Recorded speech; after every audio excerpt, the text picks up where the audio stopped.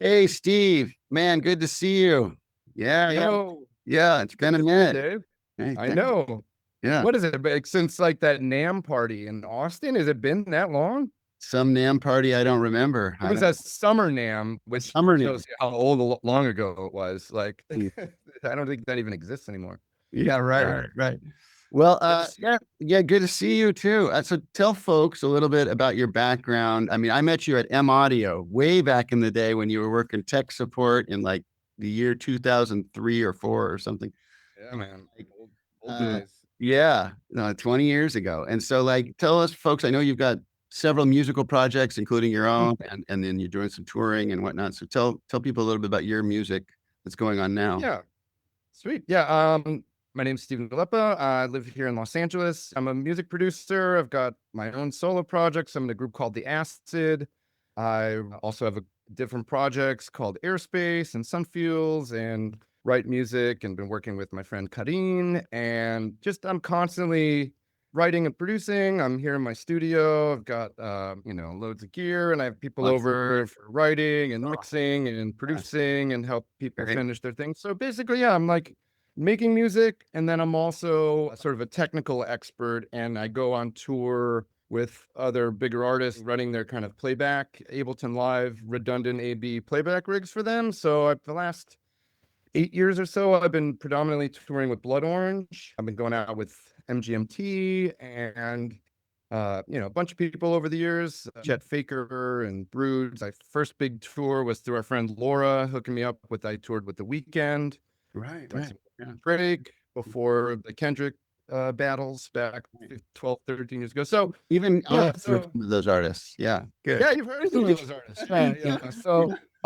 Yeah. yeah. So basically, I've been a teacher like most of my life. I graduated college. I was a math major at Yale. Played football, and much to my parents' delight, I decided somewhere along the line that I'm an artist, and I Yeah. realized that I wasn't going to do the investment banking track that I was all set up to do. I And wonder I about moved that. to LA, Yeah. and I started teaching high school math and science, and Right. then had a very long, winding road. I was a paranormal news researcher. I did costume children's parties. I've worked on every TV show under the sun. I've Wow. done a lot. So I So, started an art book publishing company. yeah. I Hey, a lately, lot there. and what I love is this is all culminated, and I have this wild path too, but it's like all this stuff culminates somehow in here we are at middle age caring the most about music education.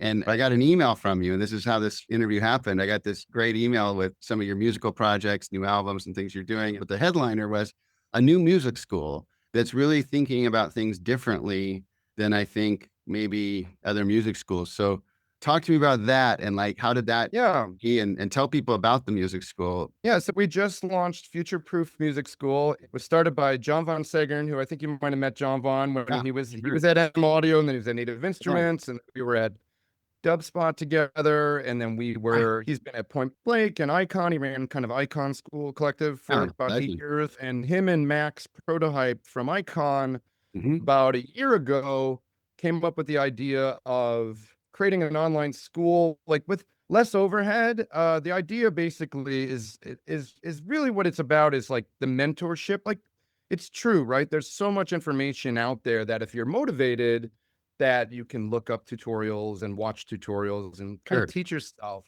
But there's nothing that quite replaces the role of a good mentor in Right. your life. And I've been blessed to have some incredible mentors through all the different projects that I've done.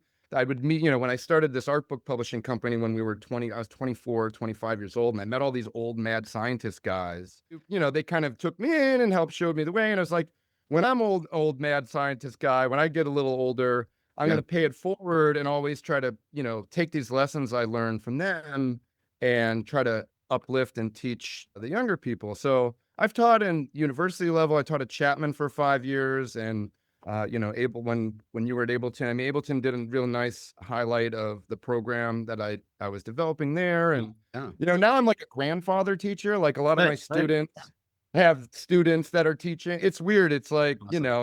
That's so it's cool. this kind of role of like the artist slash teacher, Yeah. where I always felt like people that are actively doing it are bringing more to the table than people who are not actively doing it. So, that was always the rub, like in Right, right. in the college, like people that were maybe tenured or whatever, but they weren't really kind of doing anything Yeah, currently. right.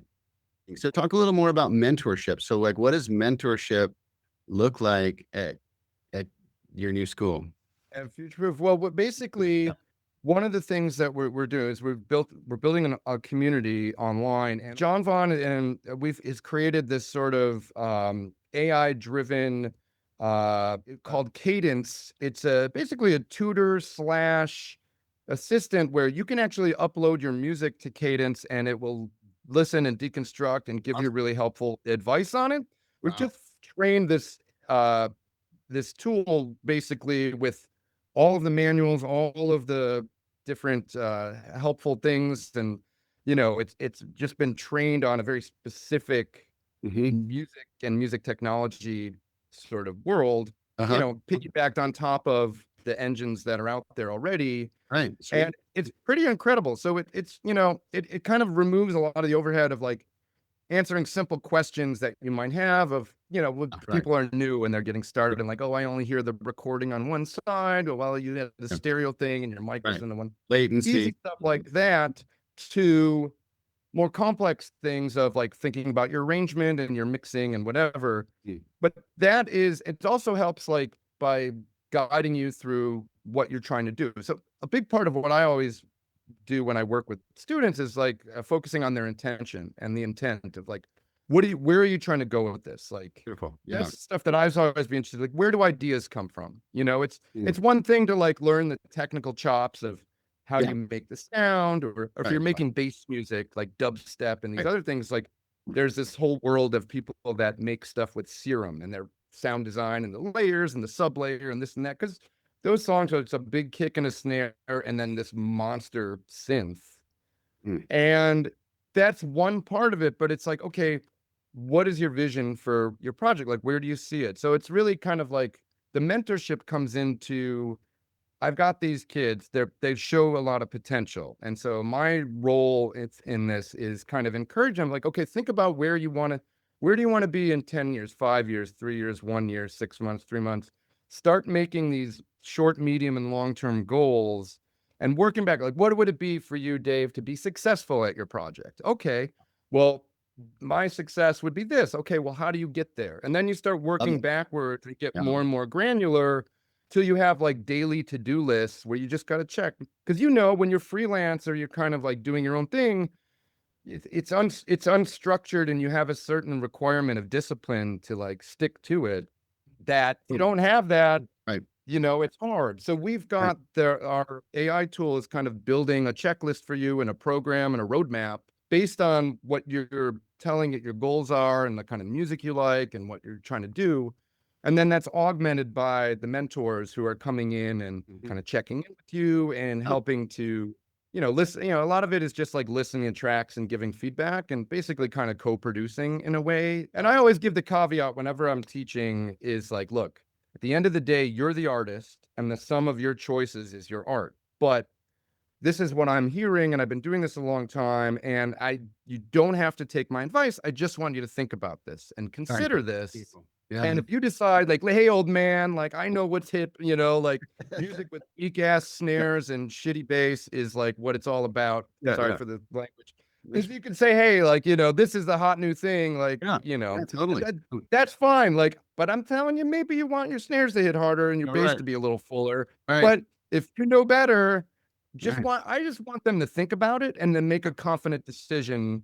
Mhm. Mhm. Because as a lot of times they've just never thought like, oh, hey, the kick and the bass and the low end of the mic'd piano, they're all fighting down here in the lower Right. frequencies. And if you roll off some of that stuff, Right. and if you've never done that before, you might not have considered it. I So mean, the low end thing, right? That's endless. It's like it can even really experience people. I find myself like it's counterintuitive to roll off the low end of a bass or the kick drum or something. And you're like, but wait a minute, that actually might make everything better. But it just feels like, why would I do that? It's a low well, end. you're a drummer where It's awesome. it's especially Oh, relevant like when right. you're using a lot of microphones, right? Because you Right. get the full frequency, and it's really about what is the important part of this sound. And Right. it might be in the mid-high range, you don't need any of this stuff. Right. But it's also like, so if you roll a little bit too much off and then something's missing, Yeah. like, Right. I have an old Circuit. analog, like a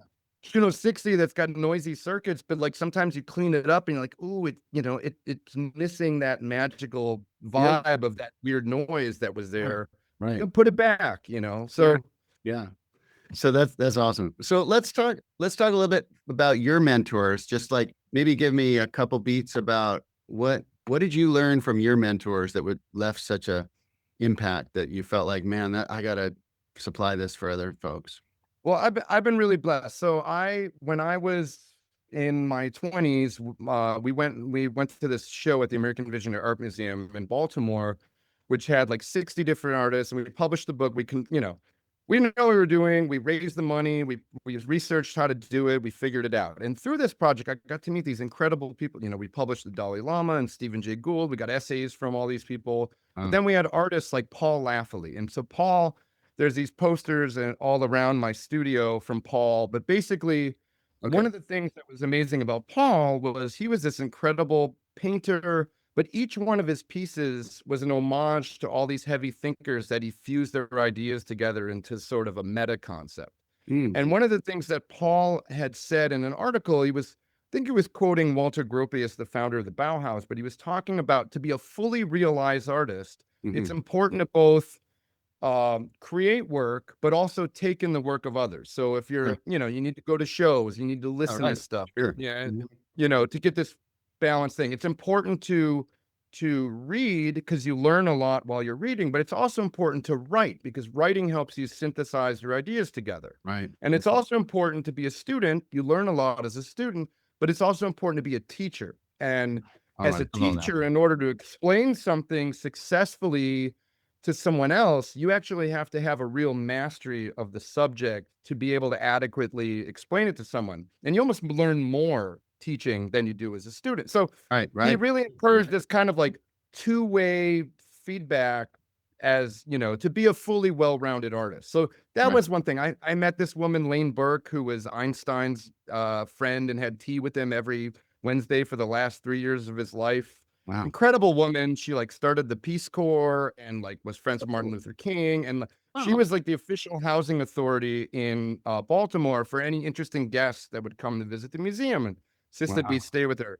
And she Oh, had goodness. incredible stories, but one of my favorites from her was win-win is not enough. And I'm like, wait, what does that mean? And so she said, well, she was friends with Christo, the guy who did the like giant umbrella Yeah. installations and everything. Sure.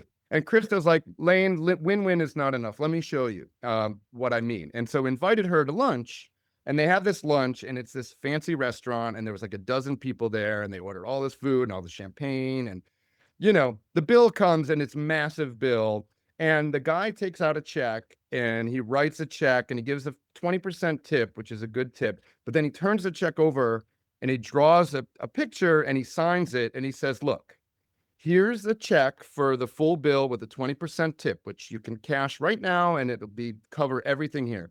But here's my gallerist's phone number. And I have collectors who've been waiting for me to do drawings for years because I've been doing all this installation work for the last 10, 15 years, that if you actually call this number, you're going to get a lot more money than what's written on the front of the check. And so the guy did call the number.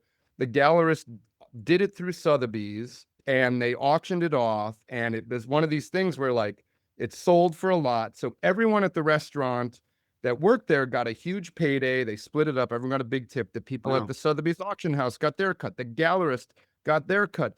The person who wanted to collect a Christo drawing was able to collect the Christo drawing. Lane and all of their friends ate this incredible meal for free. Win, win, win, win, win, win, win, win, win, win, Right. win, win, win. Right. Increase the win. So it's more Right. than just you. It's maximize it for everybody. Anyway, I love there's that. Wow, countless what stories. an amazing perspective to just hold that and just think, wow, what could we learn in this world? What we might do differently if we thought about win-win. A simple win-win is just not enough. Maybe there's a way to And actually. that's what I loved about Lane is she was this amazing woman that like I met her and she had been credited with founding the Peace Corps, Mhm. but her and her husband were going to go do it, but then her husband got sick and while she was caring for him, and then he passed, and then she hadn't done it. And Mm. so in her 70s, she packed up all of her stuff and went to RSA, like in a remote village in South Africa, because she wanted to meet Nelson Mandela. That was her goal, like to go and meet Wow. Mandela. Yeah. And she lived 3 years in a remote village, and she did meet Nelson Mandela, had like an hour-long conversation with him. There was this woman who was just, Inspiration. she would go around and throw these dinner parties, and if she noticed that someone wasn't involved in the conversation, she would pull them in, and like, she's very conscious of everybody. She's like the Buddha, just lighting up the room with like, Right. compliments, and just, and it's something I always think of to like aspire to if I'm ever feeling like shy or quiet or down or whatnot. And Yeah. so there's a whole bunch, there's so many, like some there's so many inspiration. stories. Yeah, I know. It's a big topic. But it's one of these things. But it's with teaching. Mhm. Teaching gives you a vehicle to kind of pull all of these different stories and experiences together to help your students. So, like when I Right. was teaching at Chapman, I'd have kids that were interested in, I want to make video game sounds, and so I had friends who were like doing work for Lucas, like doing lightsaber noises, and I would bring them as a guest to Right. kind of share, like, this is how I got started, and this is my journey, or Right. bringing in, no such thing, or Beretta is like, here's an artist that you guys like that is doing it and they're making it, and this is how they do it. It's that experience of like, there's so many different directions you can take it. You have to envision where you want to take it and believe in yourself.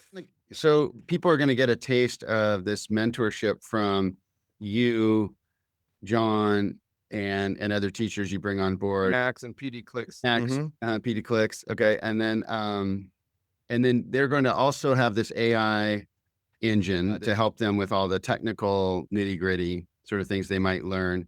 But it's really more like their artistic journey. You're really sort of like a Sherpa or a shepherd, or helping them build this artistic journey so that they're not just like, hey, can you use Logic better, or can you do a beat in Ableton? It's like, can you actually, like, what is the album you want to realize? What's the artistic vision behind maybe the video you want to make to go with the album? What's the tour look like? What's the it's the full paraphrasing picture. that? It's the Yeah. the Kadence, the AI is good for, it's a 24/7 available.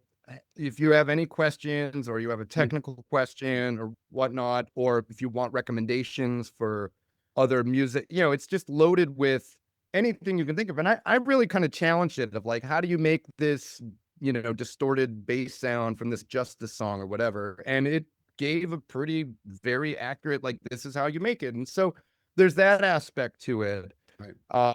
But one of the things that we're trying to do is like, for example, I've got a series of classes that I've designed and made called Creative Strategies. And I'm basically taking different artists and kind of educating them on what they do, but also like talking about their approaches and the significance of intent, like, it's really setting intentions and mapping out where you want to go. It's such a big point of it, because like, it's noisy out there now. Like, there's So noisy. 200,000 new songs a day that are getting uploaded. There's Right.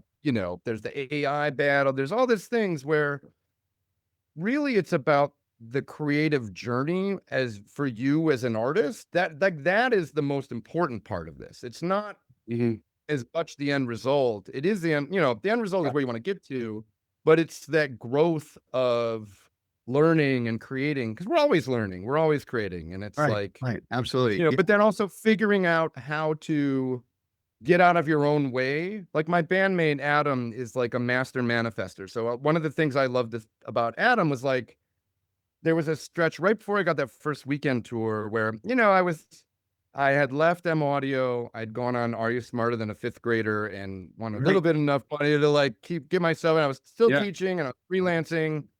But I was at a point where I was like, it was pretty month to month ish. And so, he was pointing out to me, it's like, look, part of your issue is you're broadcasting out this like stress and tension to the universe about your financial stresses or whatever. And it's like, the universe is like, oh, you must like feeling like this. here's a transmission problem with your car that you got to deal with now. You know, it was just like a never ending, like, Right. damn, how do I get out of this cycle? And his point was like, hey, why don't you take 5-10 minutes every day and think about what it would feel like to have accomplished this goal that you really want to do. Like, you know, it's like all these books, like Think and Grow Rich from back in the day and The Secret and all the ones in between that Right. have happened. They all talk about like visualizing, seeing it, and feeling what it would actually feel like to have this thing. Like you're a headline show at your favorite festival, right? Okay, what does that feel like? And Yeah. feel that and put it out there and start putting that. Or if you're having money things, what would it Right. feel like to get paid? And then broadcast that out to the universe. And the thing I loved about Adam is he was a pronoiac, which is like the opposite of paranoid. Like he walked through his life Mm. genuinely believing that the universe was conspiring to help him. Mm. And because he had that attitude, sometimes things would like look like they're going south and then they would magically turn around. Right. Like the first secret garden party in UK, he was booked to play and his flight was delayed. And by the time he actually arrived, it was like late at night. It was like 9 p.m. or something. And all the fancy tents that they had reserved for the artists were already handed out to people. There was nowhere for him to sleep. And instead of panicking and pulling the, well, do you know who I am kind of shitty attitude situation, Yeah. he basically was like, well, I'm sure we can work. So he stayed calm. I'm sure we can work something out and whatnot. And so what they did is it was on this like lord of the manor, like this one person's giant property that was like the lord of the town. And they put him up in the guest house of the lord's mansion. Right. And in the morning, Adam met the family and he just had this like sucking the juice out of life attitude and was curious and was such a good vibe that they fell in love with him. And they were like, you're coming back and playing this festival every year from this year on, you know? And so basically every year after he would stay, and instead of staying in one of these tents with the other, like the others did, he had an envelope with a key to the house where he would like stay in the mansion with the family. Wow. And it was like, but this was one of those things, you know, he kept it positive and had this belief that things were going to Yeah. work out and they Mm. worked out. And What so, an amazing lesson. So many artists I know, like you meet it and it's like they're victims or they're not being recognized for their art, right? Because it's so easy to go to that place. We've all been there probably at some point, but it's like this, like if you can try to hold that bigger perspective, that positive expectation, that's incredible. Amazing. even with singers, right? Like, you know, I have a friend, Oh, wow. my friend Lily Hayden is an amazing violinist and singer. And like, she would always tell me like the hardest thing sometimes, like after a show, you know, you like made a mistake on something or whatever. And someone comes like, oh, that was amazing. And you know that if you made a mistake or something, the hardest thing was not just saying, oh, thank you. And not being like, yeah, but I totally messed this Yeah. thing up. Like it's like you have to train yourself Mm-hmm. just say thank you and kind of reserve the like self critique Totally. for yourself, you know, and that's hard to do because like what makes us all good artists is having a strong critical voice. But it's like when it gets out of control and it overwhelms us, you know, so it's this balance of like, Absolutely. you My know, inner critic was so strong. I wrote a book on it because it was just killing me because, but it's that thing. I heard it put this way one time. It's like, if you tell somebody that what they just enjoyed was not good, you've just ruined it for them. So like here they are, they have this like little cake or a little ice cream dish that they were like, I loved it. It was great. And you just said, no, it wasn't. I made mistakes. I suck. I whatever. And it's like, you've ruined now the experience. And they walked away feeling great about it. You don't know what's in their head and their body and what they experienced. And they thought it was amazing. And of course, you have, as an artist, we have this inner knowledge of what we were trying to do, but we have no real objective view of what actually happened. Right. And so I think that's a really rich area. Man, talk about helping young artists. That alone could be, I think, a huge. well, it comes from a place of insecurity, right? Where Sure. you know, you're not comfortable enough with yourself. And this is the thing that happens all the time, that it's like this idea of like getting out of your own way. Mhm. It's more than just like knowing how to make something and like, oh, I know how to use compression and EQ and like I can make a song sound good. It's about forgiving yourself and believing in who you are and feeling you're worthy of a good Yeah, thing happening to right. you. There's so many Yeah. people will talk themselves out of an opportunity. Like they're like, Mm, someone's ready to hand them something and they're like, no, why would you want me to do that? Or why right, me? right. And Yeah. it comes from this, it gets justified as like, oh, I'm just being humble, but like being overly humble doesn't serve you either, And Right. so, but it's a balancing act, of course, but Yeah. it's one of these things of these are things that I think don't necessarily get talked about enough with artists of the Absolutely. journey that you go through with, learning how to be confident and like learning how to balance what you say or what you don't say. And it's just, Daddy Kev and DJ Nobody, who used to run Low End Theory for many years. I had them as guests and they were on a panel. Okay. We did a talk and they were talking about, Kev was saying like the artists that he finds that can come into the studio and turn it on and go from like 0 to 100 like that are the ones who really like they know who they are at a deep level. Like Thundercat comes in the studio, he immediately will throw down something inspired. There's no like, oh, I need to like do this and that and like get turned on and warmed up or smoke or drink something or whatever. It's just like Yeah. they're switched on because they are comfortable with themselves at a deep level. There's like an acceptance thing of knowing who you are can lead to this. So Exactly. those are exercises that I like to give people when they're like, well, Oh, I don't, wait. like when you're searching for like what you're going to write about, sometimes I give an exercise of like, hey, close your eyes and think about who'd you walk to school with in like 6th grade, or like, okay, send that person a love beam, thank them for all the lessons you guys learned together, and then go through your mental Rolodex of like everybody you've ever met. Just start thinking about them and send them a thank you energetically. But by doing this, you kind of reconnect to all the people you've ever met and all the things you've ever done. And you kind of realize that like you have a special, unique point of view that no one else has. And if you write coming from that place, no matter what you make, if it's derivative, it sounds too much like this band or that band, there's going to be some emotional truth there because that's where you're coming from. And so that's kind of what I'm after when I work with people. It's like getting to like, what is your, speak from your place of your unique point of view and express that. We're Authenticity. Yeah. all like just a reflection of one connected thing anyways. So like it can sound a little woo woo at times or whatnot, Yeah. Yeah. but like, Totally. No, I but, understand. but where do ideas come from? Like, like, I don't. yeah, where do you get your inspiration from? Like, what do you do when you're Yeah. not feeling it? What are your Yeah, I strategies? think, my heart is really, I think for me, like I go to the piano and I just start trying to feel something, I think it's like, yeah, sometimes a concept will come or a lyric and a melody will come and outside, and I'll record it on a voice memo, but it's usually just something that strikes me as like, huh, I've never heard that before, or that's powerful for me, and, Hmm. then I'll start working with it, and I just start when I get goosebumps, I know I'm on the right track. Like when I was working on a song yesterday, so it's kind of an interesting project. It's for a film I watched called Suburban Fury, and so the Seattle Film Festival invited 5 songwriters to go down and watch this film. It's about this woman who tried to kill President Ford back in the 70s, and she was a suburban housewife who got recruited, or she kind of signed up to be an FBI informant, and she's like somehow involved in like the Patty Hearst thing and Black Panthers, and she's like in the center of she's this suburban housewife who got into all this. She got her own sort of radicalization, I guess, but in a warped way about what she was going to do to make a change, and she decided trying to kill Ford was the statement. So she actually took like 2 shots at him and didn't none of them connected. Yeah. She's still alive, I believe. She's like 92 or 94.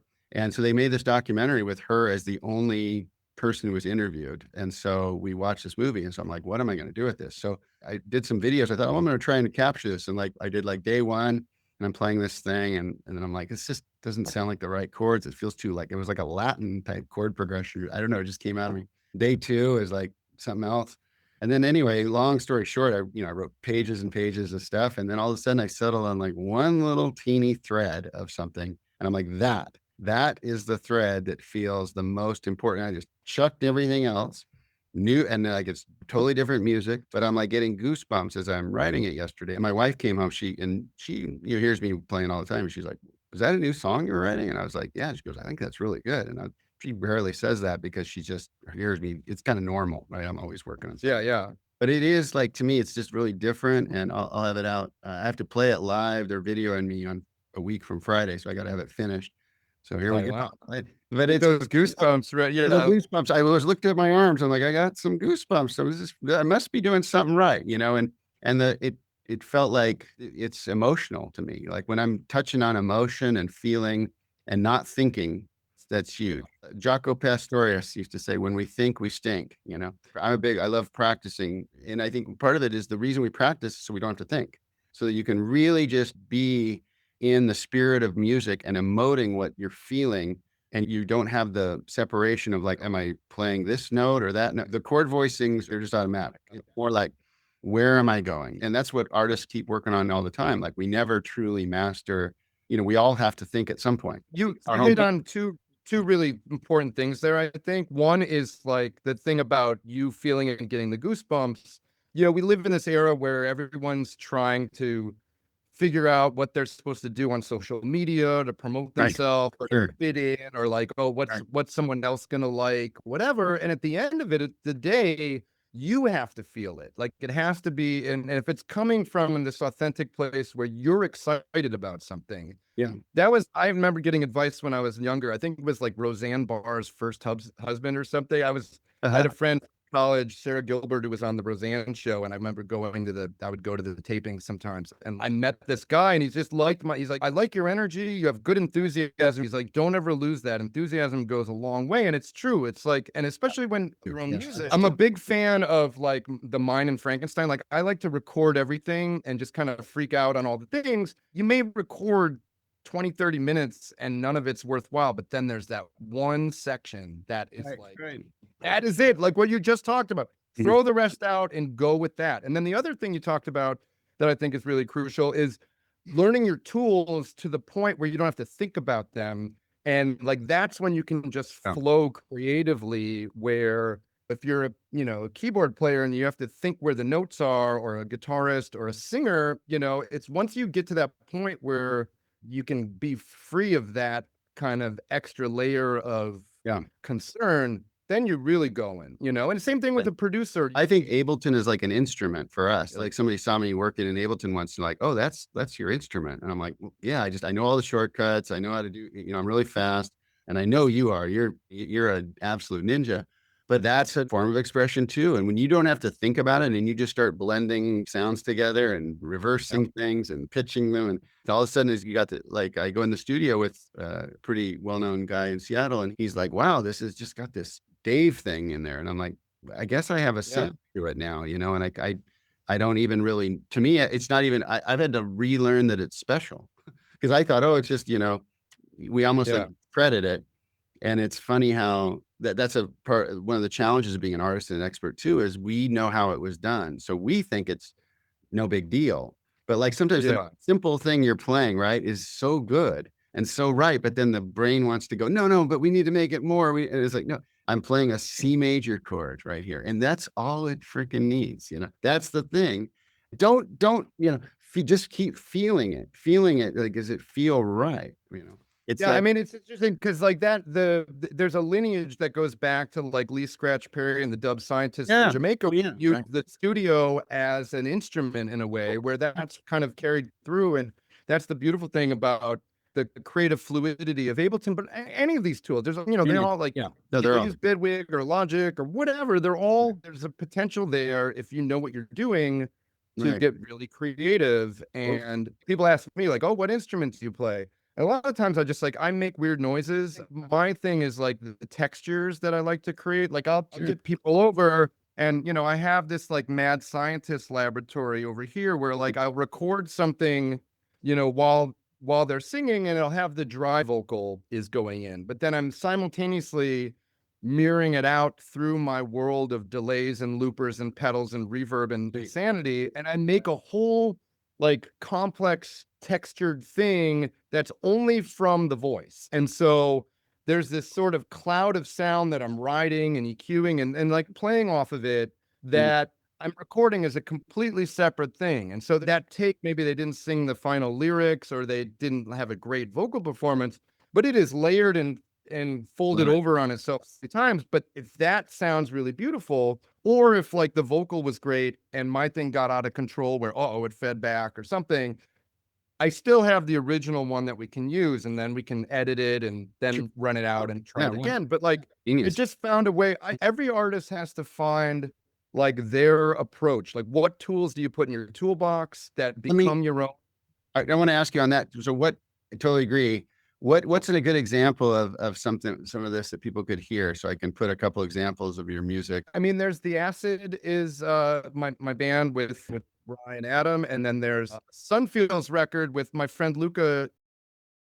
So there's this incredible artist named Kadine, who she is Armenian American, but she, her family, for her first 20 years of her life, she would spend every summer back in Syria, in Aleppo. And like Aleppo, when we started working together, it just got bombed to oblivion. And it was like really heart-wrenching watching this, seeing her like childhood. She had all these home videos from when she was a kid. And Oh, so you're looking at it, it's like, God, it's so beautiful. And it's just rubble now. And like, we're writing this stuff. And so with her, she's got this amazing voice and she's incredible with synths. She was all about like, she has chaos pads and she can loop and layer herself and it turns into these incredible things. She was really into leaning into the experimental side. And so I love working with people that want to get weird and like do yeah. different things. Cause like, she could do Disney princess singing if she wanted to, but she's more into like Aphex Twin and like, the kind of weirder side of things. Right, right. And I love it because like she's on Mute Records now. She's got an incredible new record Oh, coming out that she just did with James Ford and Hudson Mohawk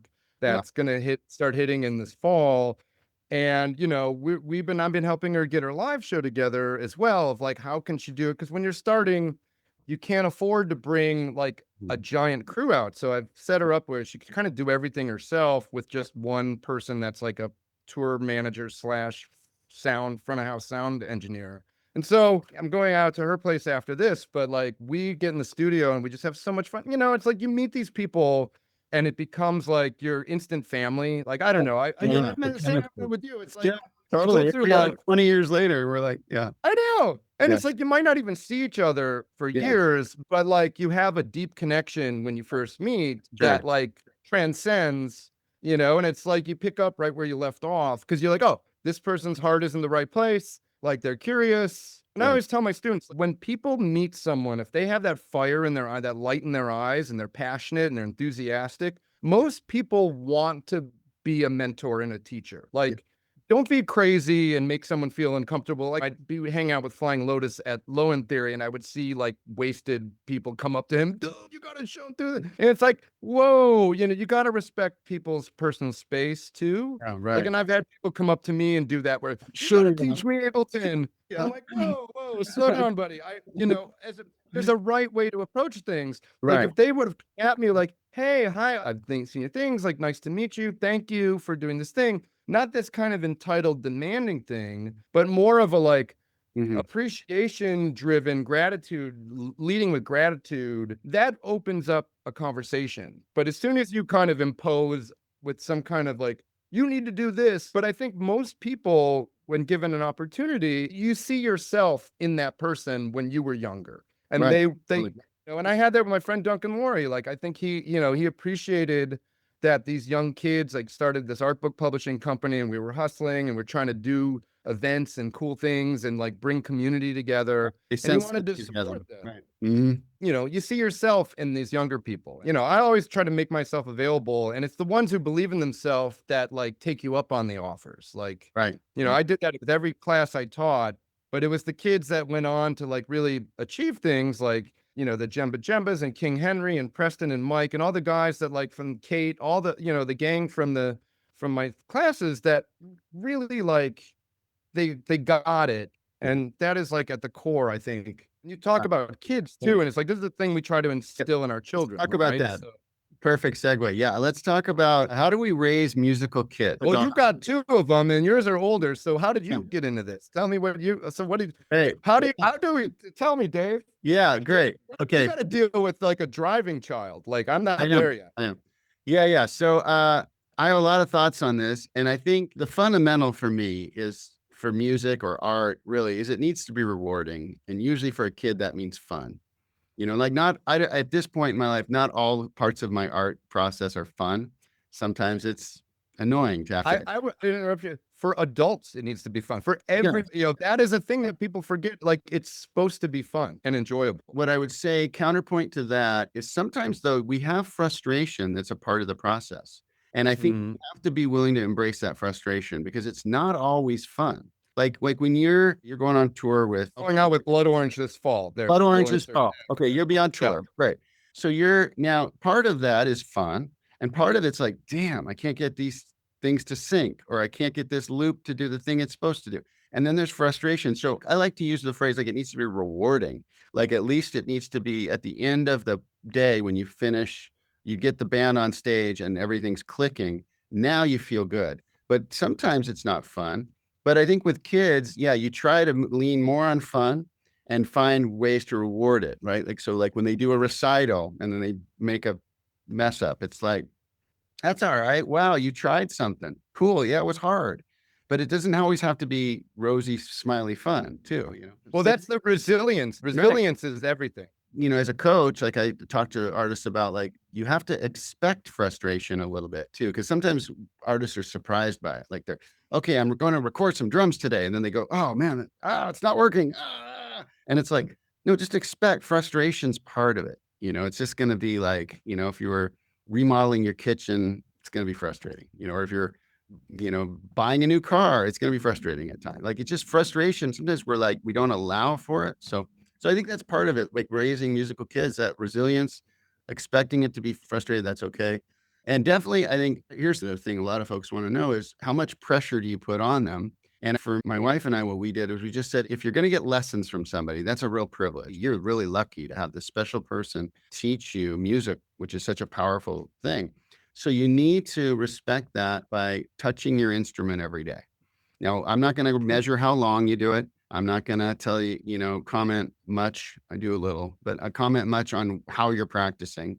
But I really want you to just make sure you have a relationship every day with that instrument. So I think that was helpful because we got them in a piano class when they were like 3 or 4. And they had this like Russian piano teacher who was teaching 9 kids who could hardly stand it through the class. They're squirming and everyone. But it was like, okay, but they're touching their instrument every day. And then at about age 8 for one or age 10 for the other, they're like, I'm done with piano. I can't stand it. And they started to choose their own path. So my youngest got really into trumpet from video game soundtracks. He was listening to My daughter played trumpet. My daughter took trumpet really? this year. Oh, cool. Yeah. Awesome. Yeah. And so he kind of got into it from like, there was this game, kind of 1920 style animation. It had this like big band soundtrack, like kind of a Gene Krupa era 30s, 40s big band. And at one point he was like, hey, Dad, can I print out?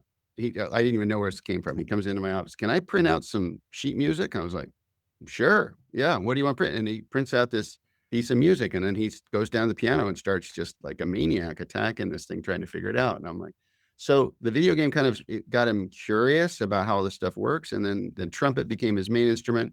And then son of a drummer, well, he started playing drums last summer and he's singing all the lead parts. Like so he's learning like Green Day tunes and Weezer tunes. And, he's kind of gone from his jazz phase now into a little bit more of a rock thing on his own. So I'm letting him follow his own journey. And I think there are a few resources of things I'll put in like the blog post. There was this great book by that famous bassist called The Music Lesson. Really cool book. And the audiobook is great because they actually perform it.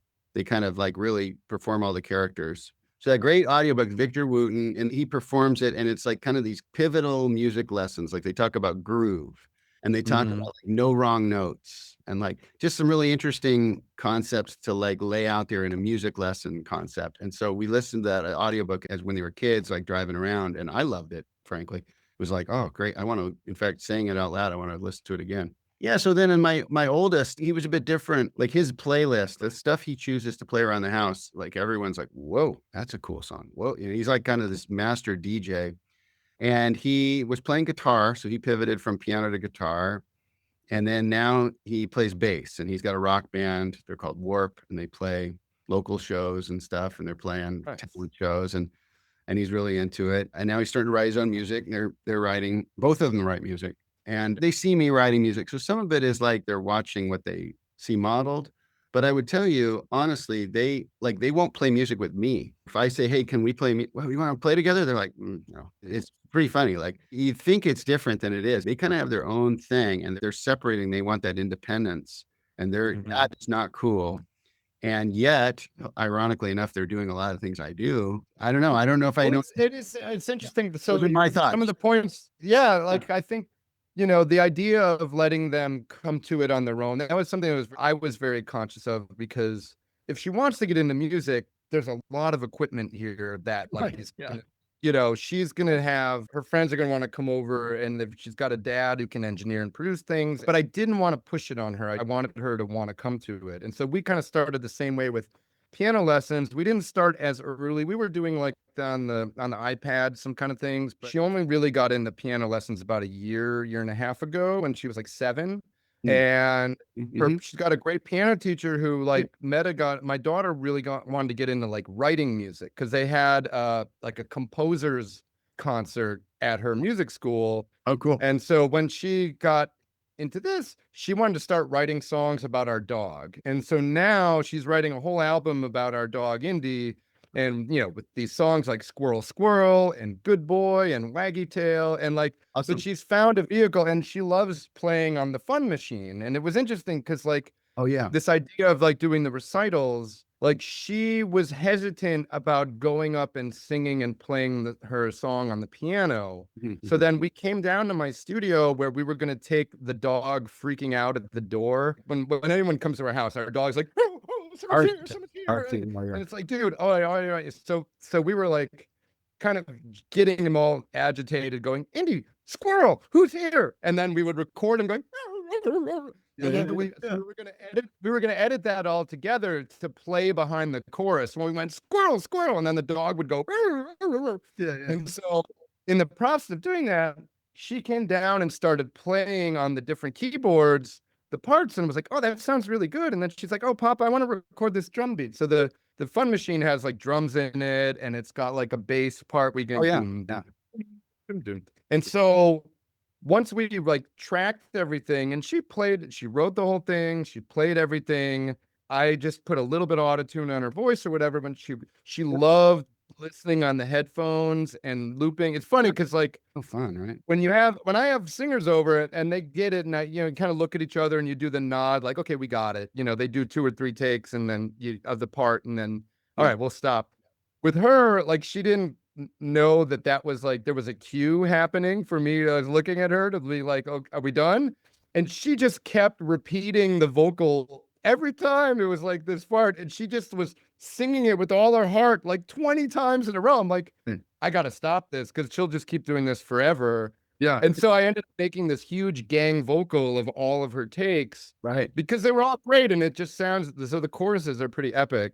Oh my But god. yeah, it's one of those things of like, she then was like, "I want to sing this with the playback." So I came in, and her dad, who's done playback for all these artists, was running the playback for her. She even made a video for it, and so we played the video on the big monitor, and she sang along to her song. We even did like a bark in with the dog instead of a count in. He went woof woof woof woof woof woof do do, and she like, and so yeah. So I think what you're saying, like this idea of like, I wouldn't frame it necessarily as expecting frustration, Mhm.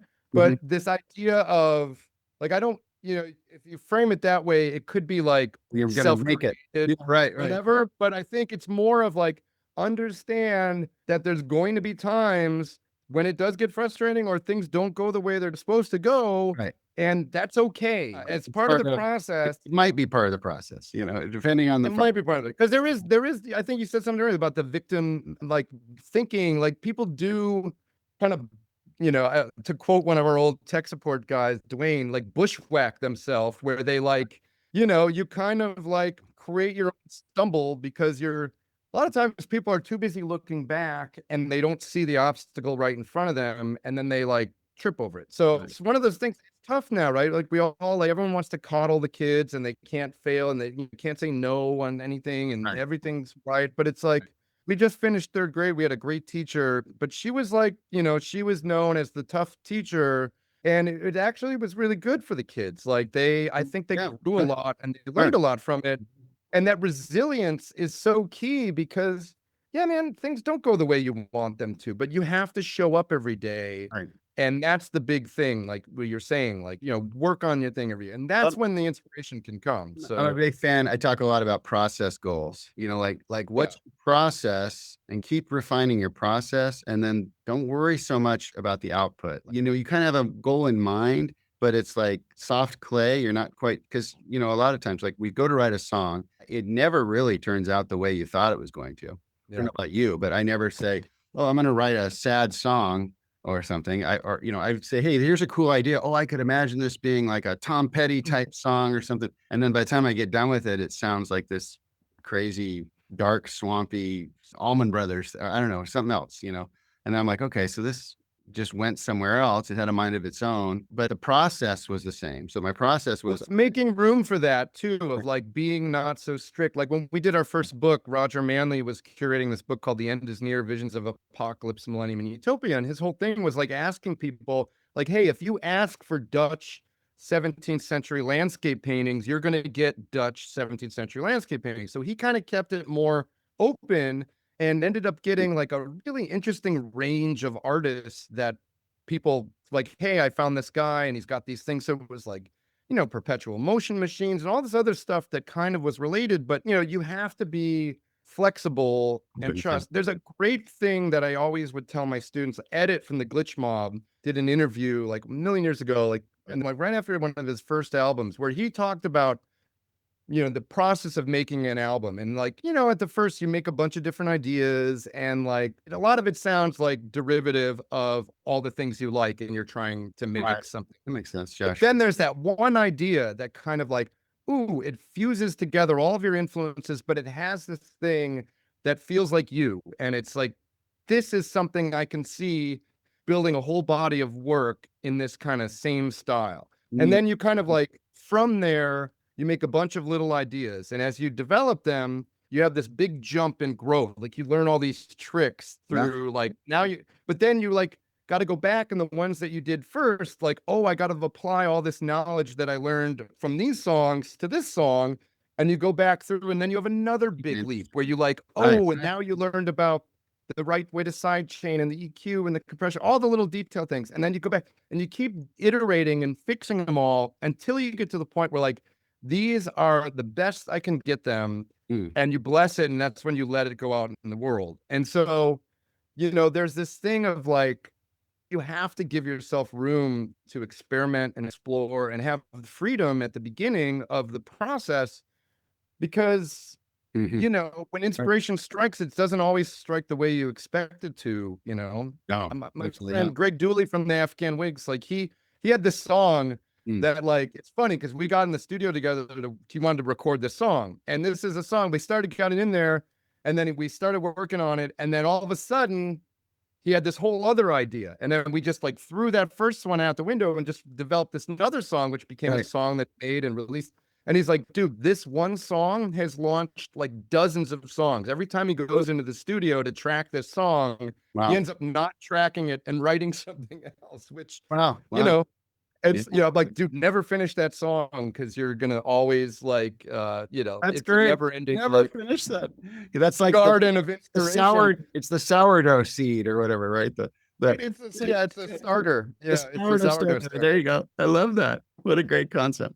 Bring it back to like musical kids, Yeah. it does have to be fun and it needs to be, we've always, I don't know, everyone's got their own thing, but we've always kind of leaned into whatever she's interested in. Let's go and explore it. Like when she got into, she's really into gardens and flowers and things. We would go to the botanical gardens all the time. She got into art. She's like loves drawing and, Yeah. we to the Miyazaki Yeah. Studio Ghibli shows and, just That's a Um, classic, like, artist following the muse, right? It's just like, go where. Yeah, and that's our job as parents to kind of support that and do that. Yeah. And I don't know if Yeah. everyone does, I would hope everyone does that, but it's interesting. You can see Yeah. just when you're at school, like you can see there's kids who, for whatever reason, maybe their parents are busy and they don't have the bandwidth or Yeah. whatever. You can see the real difference from the ones whose parents are really involved in their lives and the ones Sure. whose parents are not so involved in their lives. And Absolutely. Well, all the it more does make reason a they need difference. all the more reason they need music schools and music education, right? With people that are turned on or switched on by this thing that we love. We feel the power of music and how it has shaped us and changed us. And it's like, we need this. Yeah. The society Yeah. needs. The arts are crucial, and there is a lot of the fear of, oh, AI is going to replace us, but it's like the whole point is the process of making it that matters. And even if you're prompting, like that's a creative act, but like at the end of the day, you have to edit what it's doing. Like no one's going to just make something and And just I like, think oh, this is my album. here's my rant on AI. Is like, so I'm a drummer, right? Like drum machines were invented. And I was told, "Oh, forget drumming. There's drum machines. You're never gonna." And it's like, okay, and it's true that drum machines did replace some drummers, and yet it's also true that new music genres and new things were born from drum machines.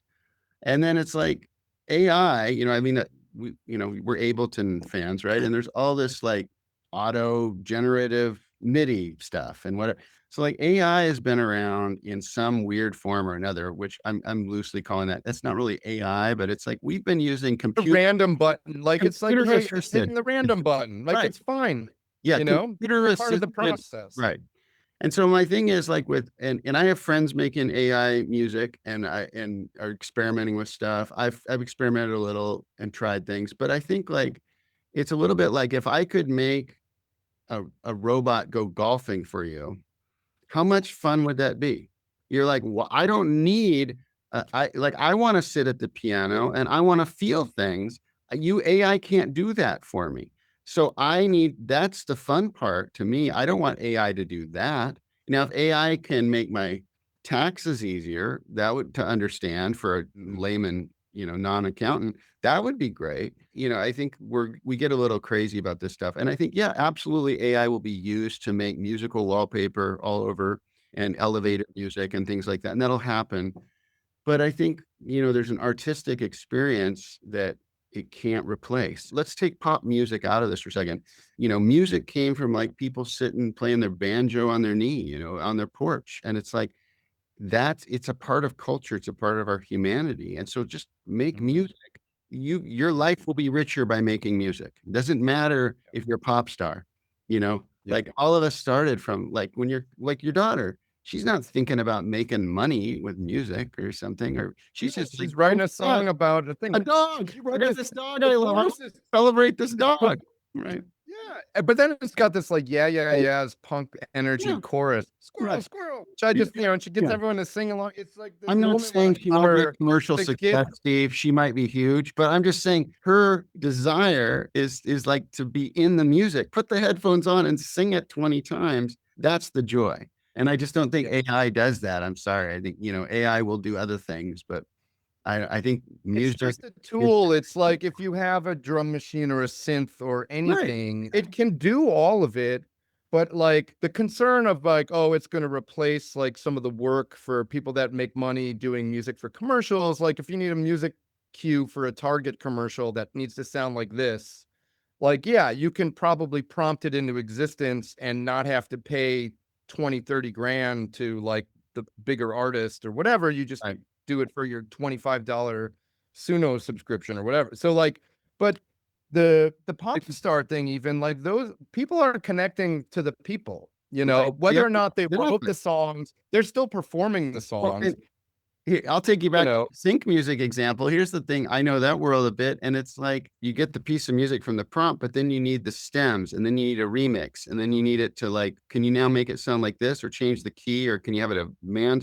And so like all that stuff takes people to like, it's like it's on a deadline like this. And if you want to wait for the random prompt to, and I'm sure the stuff gets better, but I just think it's a long time till it's replacing the interaction that a director wants with a film composer Yeah. or whatever. I think, like that's a collaborative process. Like, and how many movies we know have been the musician or the composer has affected the direction of the film, right? Like, Yeah. and like CGI, right? We know there's CGI actors, but like we don't want to really watch that many CGI actors. We're not like okay, it's okay in a fight scene and it's okay in a certain thing, but we're not like, oh, I can't wait to watch the CGI love story between these two people. It needs to feel something. I need to feel it, man. Yeah. You know. Yeah, I went on tour like was it 2 falls ago with Little Sims, and well, the guy who was the front of house for that, he was the front of house for Hologram Tupac show. Like he basically worked on, and he was working with the Tupac Yeah, estate, right, right. and there was a whole tour that they had Yeah, planned with Hologram Tupac, and they canceled it because no one wanted to go and see Hologram Tupac. It worked at Coachella with Dr. Dre, but right, then the idea of going to a show and watching a hologram show as a right. concert just didn't really fly. So I don't, Right. and to what you were saying about the film, the collaborative process in the film, I got to see Denis Villeneuve talking about making Dune and Dune 2. I went to a screening of Dune 2 and he had his composer there. He had the guy who did Right. music with them and his other guy. There was three of them there. And that process was very much like they wrote the music before they even shot a lot of the scenes. Like they Yeah, were very connected right. together. And Totally, like totally, man. seeing people like that, Yeah, yes, they're using these tools, and there's a very strict regimented thing when you have to shoot these kind of like complicated, CGI assisted shots or whatever. sure. If your sandworm is supposed to go here and your Right, right, I, right.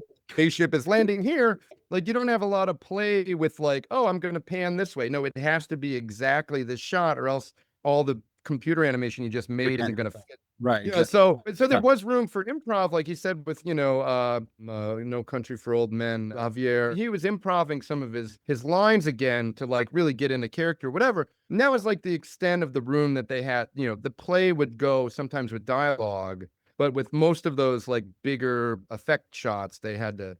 So I don't know, man. I don't see the storytelling getting replaced. I think there's going to be another avenue of like people are making cool shit and they're, mm, some things are going to go away. Like the idea of like painting individual storyboard shots or whatever. Like they made Star Wars with like the painting, the background right, scenes, like sure, by sure, hand. yeah, Like that stuff's not going to happen, but yeah. there's still a place for storytelling. There's still a place for people want that human emotional connection to I another artist. I mean, here's a concept I play around with a lot is that, why do we go to shows? We have the DVD, we have YouTube, we can see all these. I can go see Blood Orange probably on YouTube, right? But why do I go to a concert? It's like I want that experience, but I also think there's a little bit of like in the back of our mind, I want to see the magic made in front of me. I want to see Mhm. is that person, they might even fail. Like they're walking on the tightrope. Why do we watch a tightrope artist in a circus? It's like, oh, they might fall, but they won't. They've done it and they got a net and it's all, but there's a little hint of us. Like when I went and saw Tyler the Creator with my son, like a 90-minute show with a bazillion ideas and things. And it was like, there's a little bit of like, is he gonna make it? Is he still gonna there's a little bit of like you're watching in awe as this spectacle's in front of you. And I just think if it's CGI or it's automated or we know what you're gonna get, you'd stay home and watch the DVD, which is fine too. Yeah. But it's not Dude, the I it's love not Tyler the so same. much. So Yeah. Blood Orange, we toured opening for Tyler Oh, like did you? back Oh in my God. 2019. We did a run around North America opening for him. And the first day we showed up, all there was someone else who had been opening for a few shows, and then we were now the support. And he came right up to all the new people. He's like, "Hi, I'm Tyler. Welcome to my tour." There was no like, "Don't look at me, don't interact with me," whatever. It was very much like, Yeah. "Hi, this is my tour. Welcome. I'm Tyler." He was very nice and Yeah. very like straight up with everybody. It was awesome. It was like Yep. that's how Refreshing. I appreciated like this is like I just love what he's all about. I mean, he's really gotten him and Dev are real close and like, he's you parlayed his stuff in the fashion, but he does put on a captivating show. He's like really Wonderful. entertaining Yeah. and like very creative and he writes all his own music and it's powerful to Yeah. see, but it's like that's not going to get replaced. It's kind of goes back to like music started out as a live music experience, and then we had player pianos and the gramophone Right. record Right. recording industry, and then it went to listening. But now it's kind of going back to like live. You want to go and sing all these songs with 10,000 of your closest friends or 500 of your closest Right, friends or right, whatever. Like, yeah, right, you yeah, know, it's kind of come full experience, circle yeah. in a way. And I still love the recording part of it too. Like that is, Yeah, you yeah, know, it's it's a different art form. exploratory, Yeah, but it is, you know, mhm, I don't know. There's solutions to all of it, but I think at the end of the day, there's a reward. It's the journey is the destination. There was that book that kid yep, read, but it is true. It's like mhm, you you that's know, if you're like only going to be happy when you get to the destination, you know, you might become famous and then you can't walk down the street without getting bothered. And it's like you're going to long for those days when no one knew who you were and you were just starting. You know, it's like you yeah, have to enjoy every step of it and not be like longing for something that you don't have. Like just be exactly, present right, but it is important to like write the to-do list and right, check them absolutely. off and Well, like that's to have your goals. Like right, goals are everything. And I yeah, got to take my own advice. Like it's yeah, funny. It's always easy to dish it out to everybody else, but then you yeah. got to like hold yourself That's accountable. why teaching's good, right? It keeps us honest because then we gotta go do it. Anything last you wanna say, like, how do people sign up? Well, you just we have a website, futureproofmusicschool.com. Okay, And we also have like for free, you can engage with Cadence, our AI tutor assistant. great, I'll give you the link so you can put it down okay, there. great, But you can yeah, upload, it's the only AI that you can like literally upload your music to, and wow, it will give you notes. I And it gotta try doesn't it. save I it and can't wait store it to or whatever, but it's yeah, like, you know, when you're getting cooked by Cadence, you're like, damn, like she's tearing my mix apart. It's like, oh, you know, it's like, it's like, damn, all right, I gotta work on this. But it amazing. is very helpful. And but yeah, like we have a week free trial. We have a Cool. Discord that's open. And so it's an And active so, like, community. people can jump on anytime or Yeah, they you don't can there's join, you can no get in the Discord, you can get in, you know, you can the site is basically where you can sign up. We have courses, we have a roadmap that you get, you know, once you're an official member and you're paying like the monthly membership fee, you have basically a custom plan for, you know, roadmap for you on how to get to your goals and kind of hold you accountable. But if you're curious and you want to just kind of check it out, you can do a week where you just kind of come in, check out some of the courses, sweet. come to some of the sessions, get the mentor sessions every day. We've got a different you know, workshop. We had Max, who had an artist manager who manages a number of successful people, kind of talking about, you know, this is like really good information for a lot of young artists. So like, how do I get a manager? Like, Right, what right. does the manager do? Like, what are they looking for when Mm, they're going to sign like an artist? And so, you know, just getting an opportunity to hear, you wow. know, it from the source. And that was the thing that I always missed most when I wasn't teaching, is the ability to have guests come in Mm, and share, because it's like the win-win, increasing the win, right? It's like right, the sure. guest is happy because they're able to talk about their work in a way where people are really excited to have them. The Right, students are happy because they're learning. right. I'm happy because everybody's happy with me that I like connected these dots and put this together. It's win-win-win all around. So, you know, bring it back to Yeah, shout out Lane Burke. It's a great community that we're building. And, you know, we've yeah. just got a good crew of people that really care and are committed to like helping people that are great teachers and great mentors. Like PD Clicks and Max Prototype are been, you know, and myself, we've all been doing it for a long time. So, yeah, come check it out. All right, great. I'm gonna check it out.